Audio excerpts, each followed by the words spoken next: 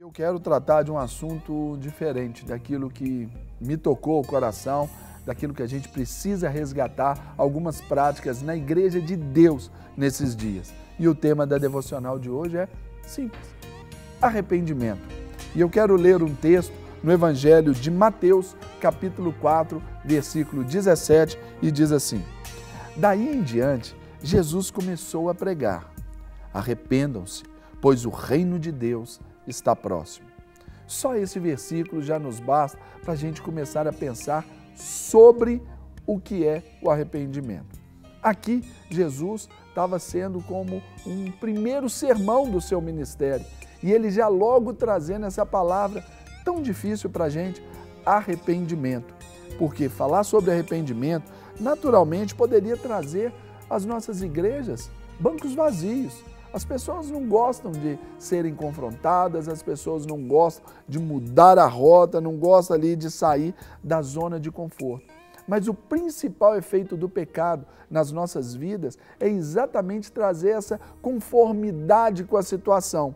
E o arrependimento, diferentemente do remorso, é isso que nos faz mudar. E quando a gente olha para essa palavra, vamos entender que o arrependimento ele é muito mais do que só uma convicção. Quantas pessoas, isso aí você vai ver, principalmente para aqueles que vivem ou passam por uma dependência química, você vai ver que quem se envolve com a bebida, com as drogas, sempre, principalmente no início, eles têm aquela falsa ideia de que eles têm tudo sob controle. Quando quiser, eu paro. O pecado, na sua maior diversidade, é da mesma forma. Todo mundo acha, não, quando eu quiser, eu paro. E aí, você vai ver uma outra condição. Às vezes, por exemplo, um alcoólatra, ele vai falar assim, eu sou mesmo, mas quando eu quiser, eu paro. Acaba que essa afirmativa convicta dele, de saber que ele pratica aquele mal que principalmente faz a ele e aqueles que estão ao seu redor, não significa um arrependimento. Essa convicção, ela pode até preceder ao arrependimento. A gente entende que sim, mas e se parar só nesta convicção, naturalmente você vai ter o diagnóstico, mas você não vai consertar aquilo que precisa ser consertado. Assim como as pessoas pensam, olha, eu preciso de Deus, mas não o procura, não se direciona a Ele, ao conhecimento, isso também é um pecado. Então nós precisamos, mais do que a convicção, de algumas atitudes. Porque a gente vai ver que o arrependimento, ela é mais também, o arrependimento é mais do que a confissão do pecado. Tem gente que faz essa confissão de pecado por um terror. Exatamente. Por exemplo, lá em Êxodo capítulo 9, versículo 34, o faraó, ele confessou, na hora que tinham ali as tempestades de pedra e tudo, ele confessou, olha, eu pequei. Mas ele confessou só pelo medo. É como se ele tivesse sido surpreendido na falta e ali, para dar uma satisfação, é aquela confissão de terror. Arrependimento é mais do que isso. Arrependimento é mais do que uma confissão hipócrita.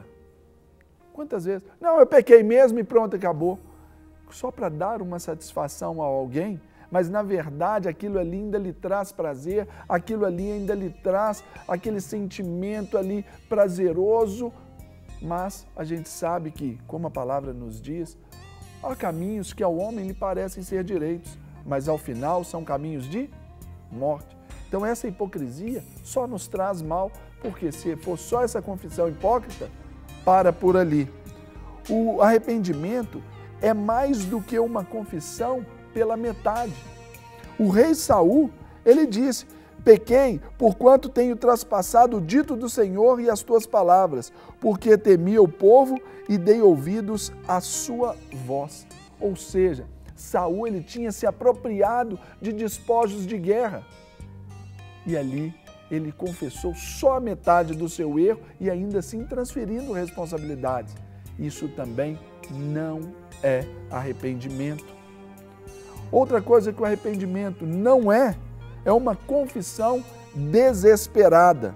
Judas, ele confessou ter traído Jesus, e em Mateus, no Evangelho de Mateus, capítulo 27, 4, diz assim, ele diz, pequei traindo sangue inocente, mas foi uma confissão apenas de remorso.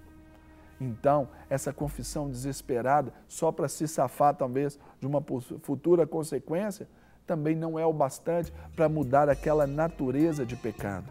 O arrependimento, sim, ele é dar aquela meia volta, é fazer aquele caminho ao contrário, é andar na contramão daquilo que você fazia antes.